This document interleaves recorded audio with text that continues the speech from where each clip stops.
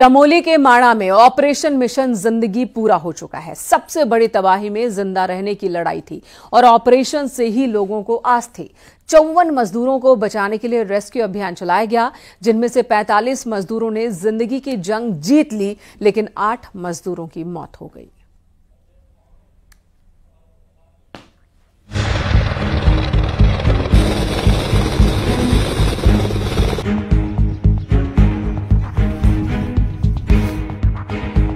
चमोली में ऑपरेशन जिंदगी पूरा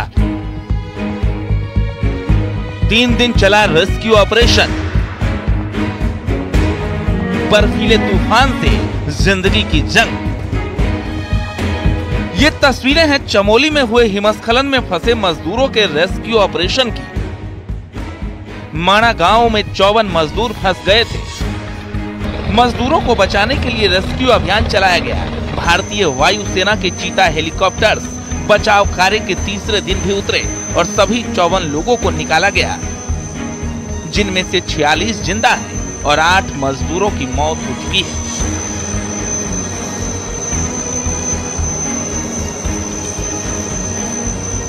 माणा क्षेत्र में शुक्रवार को ग्लेशियर टूटने के बाद 54 लोग इस बर्फीले बवंडर में फंस गए थे, जिसमें से 46 लोगों को सकुशल बचा लिया गया, लेकिन 8 लोगों की दर्दनाक मौत हो गई।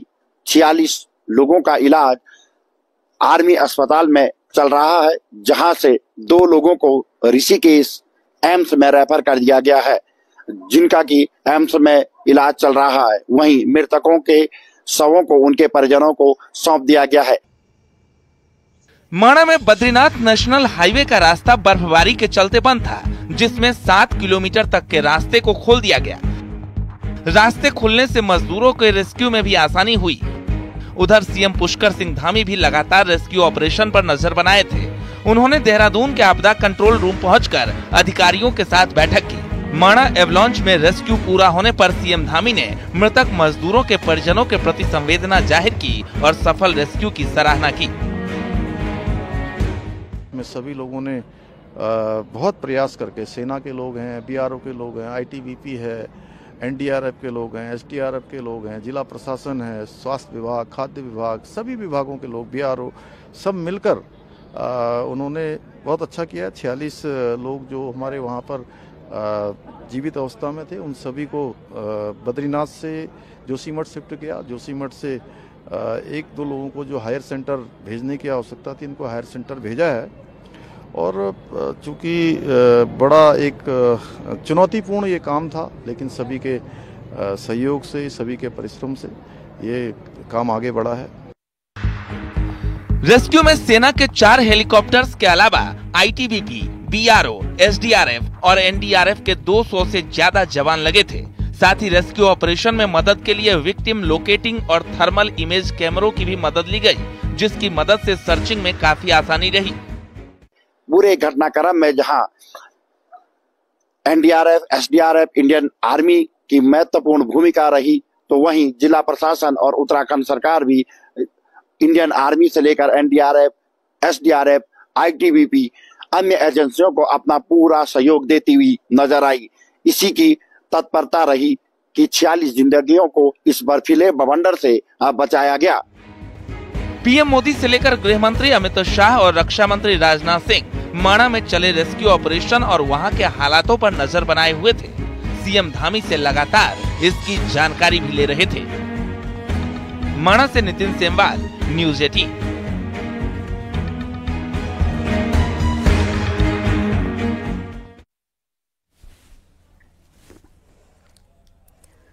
माणा में हादसे के बारे में सोचकर ही पीड़ित घबरा जाते हैं, क्योंकि जब वो सो रहे थे तभी बर्फीले तूफान ने उन्हें घेर लिया।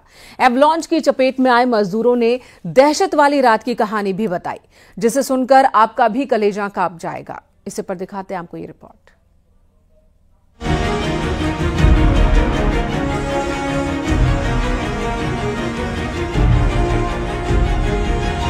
चमोली के माणा में एवलॉन्च की घटना बेहद डराने वाली है।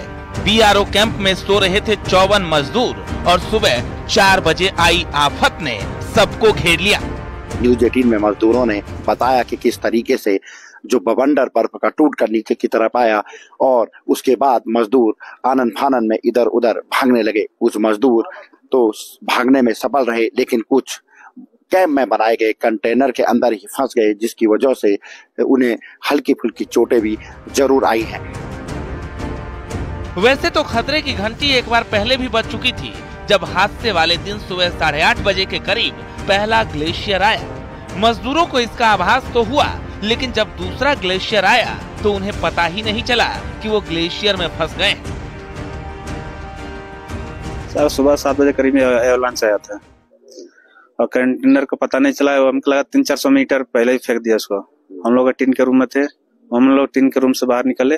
एक ऑपरेटर था जिसका नाम लड्डू है, वो उसको बोला गया तू भाई रास्ता बनाओ, और तू रास्ता बनाओ, आदमी बर्फ में भाग नहीं पाएगा, जो आदमी है वो पीछे पीछे आएगा तुम्हारे। वो लोडर से साफ करता गया, आदमी वहां से उसका मशीन के पीछे पीछे चलता रहा। ग्लेशियर सुबह 7:10 पे आया है और हम लोग उठे हैं और भागे हैं। भाग के हम लोग तुरंत, हमारे पास एक लोडर ऑपरेटर था, उससे बोले हम लोग मशीन स्टार्ट करो, रास्ता बनाओ पहले भागने के लिए, क्योंकि आदमी चल नहीं पाएगा बर्फ ज्यादा था, 1.5 से 2 मीटर हाइट में। जैसे वो रास्ता बनाता गया, हम लोग के साथ साथ पीछे पीछे पूरा मशीन के पीछे पीछे पूरा आदमी आता गया। माणा में बीआरओ की तरफ से निर्माण चल रहा है, वहीं पर सभी मजदूर काम के लिए पहुंचे हुए थे। पहाड़ी राज्यों में पिछले कई दिनों से मौसम खराब चल रहा है, लेकिन किसी को इस बात का इल्म नहीं था कि बर्फीला तूफान आ जाएगा, जिसके कारण ये घटना घटी। लोग सोए हुए थे तब ये घटना घटी। ग्लेशियर की चपेट में आने से कंटेनर 50 से 60 मीटर नीचे गिर गया था। नहीं सर, हमें किसी ने कुछ नहीं बताया इस चीज से। हम भी अपरिचित से सर, पहली बार बर्फ में काम किया, तो अचानक से बर्फ आ गई रात, पता नहीं चला, सोए में ही हमारे साथ हुआ था। जी सर, सुनने में तो आया था कि पहले भी टूटा था बोला में 19 के आसपास। अभी जो आप लोगों के साथ उनकी स्थिति सर, जो मेरे साथ वाले हैं वो तो थोड़ा बहुत ठीक है, और कई जो एक साथ मेरे साथ का बंदा था सर, उसने दम तोड़ दिया था रात को वहीं। वहीं इन 55 मजदूरों में नैनीताल के रहने वाले 2 भाई नरेश बिष्ट और दीक्षित बिष्ट भी शामिल थे, जो मौत को मात देकर लौटे हैं। बर्फीले तूफान के बीच दोनों को रेस्क्यू के दौरान सेना ने बचा लिया। हादसे के बारे में सोचकर ही पीड़ितों के मन में खौफ का मंजर याद आ जा रहा है, लेकिन अपनों को सही सलामत पाकर परिजनों की आंखों में सुकून का भाव है। हमें तो पता था कल लग गया था, लेकिन बात आज होगा। हाँ, एक भतीजा है, वो भी ठीक है, वो भी हाँ, अभी तक कोई वैसे किसी की कोई जानकारी नहीं है हमको।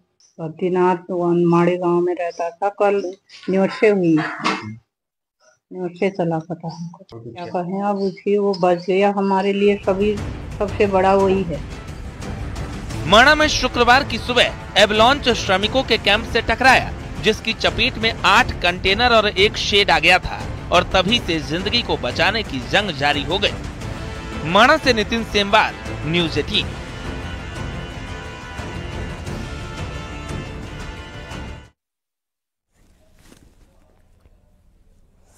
पहाड़ी इलाकों में आपदाएं हमेशा ही चुनौती रही हैं।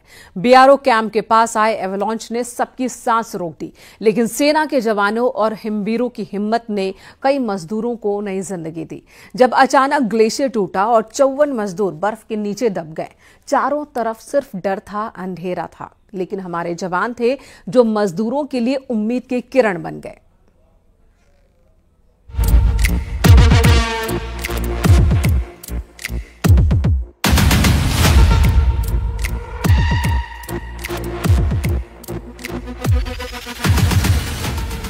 बर्फीले तूफान से जिंदगी ने जीती जंग। बर्फ में फंसे मजदूरों के लिए चला अभियान।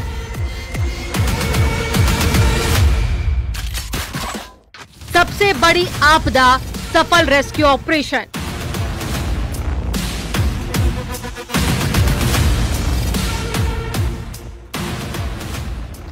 एसडीआरएफ, एनडीआरएफ, जिला प्रशासन, आईटीबीपी और बीआरओ, ये वो टीमें हैं जो माइनस तापमान में समुद्र तल से 32,000 मीटर की ऊंचाई पर मौत से जिंदगी की जंग लड़ती दिखाई दी। चमोली के माणा और माणा में जो कुबेर पर्वत है उससे जो ग्लेशियर टूटकर नीचे की तरफ आया, शुक्रवार लगभग 7 बजे की ये घटना है और उसके बाद सर्च ऑपरेशन शुरू किया गया। सबसे पहले प्रशासन को खबर मिली कि माणा के कुबेर पर्वत से ग्लेशियर टूटने के बाद उसमें 54 मजदूर फंस गए हैं और उनकी जान खतरे में है। ऐसे में प्रशासन ने तुरंत अपनी टीमों को मूवमेंट किया और शुक्रवार को ही 32 लोगों को बचा दिया गया था।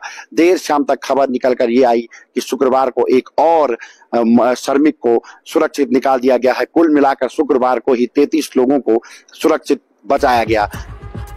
रेस्क्यू ऑपरेशन की ये तस्वीरें उत्तराखंड के बद्रीनाथ से महज 3 किलोमीटर दूर माणा गांव की है।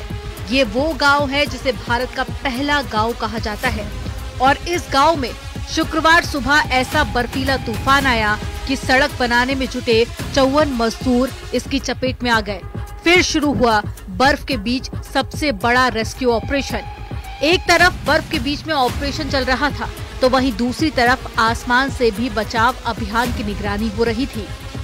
अभी 55 की दबे होने की खबर थी और जो सही खबर है उसमें 47 को रेस्क्यू कर लिया गया है एंड 2 या 3 की क्रिटिकल कंडीशन है, लाइव हैं बट थोड़ा फ्रैक्चर है कि हेड इंजरी है, वो एडमिट है। ऊंचे पहाड़, सफेद बर्फ की चादर और बीच में फंसे मजदूरों की चीखें। चमोली में ऐसा दिल दहला देने वाला मंजर दिखा जब अचानक ग्लेशियर टूटा और 54 मजदूर बर्फ के नीचे दब गए। चारों तरफ बस ठंड, डर और अंधेरा था, लेकिन उम्मीद की एक किरण थी, हमारे जवान यानी माणा के मसीहा लगातार रेस्क्यू ऑपरेशन में जुटकर मजदूरों की जान बचाते नजर आए। जैसे जैसे मजदूरों को बर्फ के अंदर से निकाला जा रहा था, वैसे वैसे उन्हें सेना के हॉस्पिटल में भर्ती कराया जा रहा था। जहां से ये ऑपरेशन शुरू हुआ उसकी तस्वीरें हम आपको दिखाते हैं। ये आर्मी का हेलीपैड है और यहाँ से वायु सेना, NDRF, SDRF, Indian army, ITBP के साथ इस पूरे ऑपरेशन को संचालित किया गया और शनिवार को लगभग 45 लोगों को सुरक्षित जोशीमठ तक पहुंचाया गया। ये 3 दिनों तक चलने वाला ऑपरेशन आप देख सकते हैं कि किस तरीके से संचालित हुआ। लगातार आर्मी की मेडिकल टीमें यहाँ पे मौजूद रही। इसके अलावा आर्मी के तमाम अफसर यहाँ पे मौजूद रहे और जिन्होंने कि इस पूरे ऑपरेशन को कामयाब बनाने में अपनी महत्वपूर्ण भूमिका निभाई। बहुत बड़ा ग्लेशियर टूटकर आया था, लगभग 10 फीट का ये बड़ा ग्लेशियर था और इस ग्लेशियर के प्रभाव में लगभग 54 श्रमिक आ गए थे, जिसमें से कि 46 लोगों को सुरक्षित बचा दिया गया। माणा गांव में एवलांच के दौरान हुए हादसे में फंसे मजदूरों को बचाने के दौरान रेस्क्यू कर्मचारियों को काफी दिक्कत आई।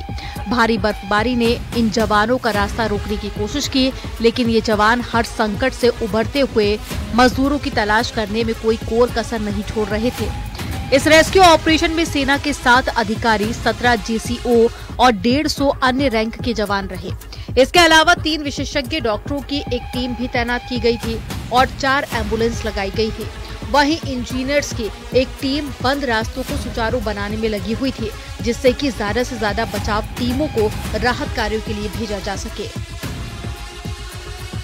मौसम ने काफी सपोर्ट किया है। पहले हम लोगों ने कहा था कि कुल 55 लोग मिसिंग हैं। बाद में जब सबसे संपर्क करने का प्रयास किया गया तो एक आदमी घर पे पाया गया अपने, तो इस तरह से 54 लोग कुल मिसिंग थे।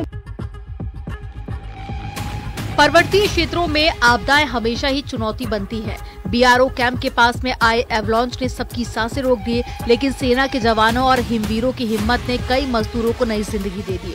तो वहीं प्रदेश के लोगों में भी बाकी बचे मजदूरों के सुरक्षित निकल आने की आस जग गई। रेस्क्यू ऑपरेशन के दौरान बर्फबारी सबसे बड़ी चुनौती थी, लेकिन जवानों ने मौसम के तेवरों को दरकिनार कर 54 जिंदगियों को बचाने में अपनी ताकत झोंक दी। आर्मी के ये वही चीता हेलीकॉप्टर हैं जो सबसे पहले माणा कैंप तक पहुंचे और वहां पर इन्होंने रेकी करने के बाद बताया कि जो कंटेनर के अंदर जो लोग फंसे हुए हैं उनको निकालने के लिए वहां पे NDRF, SDRF और ITBP आर्मी की टीमों को भेजा जाना है। आप देख सकते हैं कि अभी भी यहाँ पे लगातार मूवमेंट हो रहा है और ये वही चीता हेलीकॉप्टर हैं जो लगातार रेगुलर अगर बात करें तो आर्मी, ITBP, NDRF, SDRF की टीम को लेकर मौके पर पहुंची और वहां पे राहत और बचाव कार्य में जुटी रही। माणा बचाव अभियान में सेना की आईबैक्स ब्रिगेड ने बड़ी भूमिका निभाई, जिसने मजदूरों को सही सलामत निकालने की असंभव लगने वाली प्लानिंग को पूरा करके दिखाया। जानकारी के मुताबिक सेना की ये यूनिट बेहद बर्फीले इलाके में अपना काम करती है। इसे एवलांच जैसे हालात से निपटने के लिए तैयार किया गया है। सेना के ये जवान 3500 मीटर से ज्यादा की ऊंचाई पर तैनात किए जाते हैं ताकि खराब हालात से निपटा जा सके। माणा से नितिन सेमवाल की रिपोर्ट।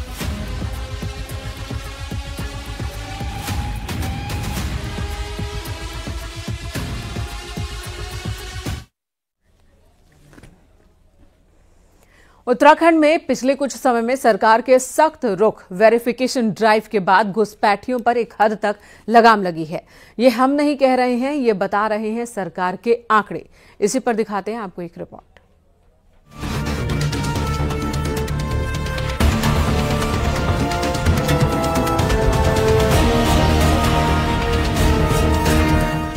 उत्तराखंड में पिछले कुछ समय में बाहरी प्रदेशों से घुसपैठ करने वालों की बाढ़ आ गई थी। रेहड़ी ठेली से लेकर सड़क किनारे, नदी नालों पर कब्जा किया जा रहा है। अपराधियों के लिए भी उत्तराखंड शरणगाह बनता जा रहा था, खासकर उधम सिंह नगर, हरिद्वार और देहरादून। हरिद्वार से तो बीते साल 2 बांग्लादेशी भी गिरफ्तार किए गए थे, लेकिन पिछले कुछ समय में लव जिहाद, लैंड जिहाद के खिलाफ थामी सरकार के एक्शन और युद्ध स्तर पर चलाई गई वेरिफिकेशन ड्राइव का अब असर नजर आने लगा है। कम हुए घुसपैठी। 2022 में 87,000 बाहरी लोगों का वेरिफिकेशन हुआ था। 2023 में ये संख्या बढ़कर 1,21,000 हो गई है, जबकि सरकार की सख्ती के बाद 2024 से ये संख्या घटकर 77,000 हो गई। बीजेपी इसे सरकार की घुसपैठियों पर रोक का परिणाम बता रही है, तो कांग्रेस इस पर सवाल खड़े कर रही है। माननीय मुख्यमंत्री द्वारा जबरन घुसपैठ का जो कानून जब से लागू किया गया है, तो मैं कहता हूँ उत्तराखंड के अंदर इस पर बहुत प्रभावी रूप से काम भी हुआ है। अनेकों अपराधी तत्व के लोग जो बाहरी राज्यों से यहाँ पर रहते थे, उन पर अंकुश लगा है। दूसरे देशों से घुसपैठ जो राज्य के अंदर हो रही थी, उस पर अंकुश लगा। और मैं कहता हूँ कि इसके एक अच्छे परिणाम अब देखने को मिल रहे हैं। बीजेपी का हाल ये हो गया, अच्छे काम तो करते नहीं और उल्टी सुल्टी हरकतें करके अपनी पीठ थपथपाने की कोशिश करने की आदत हो गई है। कौन है बाहर के लोग? चाइना से आ रहे हैं क्या, या पाकिस्तान से आ रहे हैं, बांग्लादेश से आ रहे हैं? भारत का कोई भी नागरिक किसी भी राज्य में रह के अपना जीवन यापन कर सकता है, रह सकता है। उत्तराखंड में पिछले कुछ समय में खासकर 3 जिलों हरिद्वार, देहरादून, उधम सिंह नगर में बड़े पैमाने पर बाहरी लोगों और खासकर समुदाय विशेष की तादाद बढ़ती जा रही थी। इसे उत्तराखंड की डेमोग्राफी के लिए भी बड़े खतरे के रूप में देखा जा रहा था। हालांकि कुछ लोग इसे इत्तेफाक नहीं रखते। उनका कहना है कि वेरिफिकेशन ड्राइव में झोल के चलते ये संख्या कम दिखाई दे रही है। न्यूज़ 18 के लिए देहरादून से सुनील नौप्रभात की रिपोर्ट।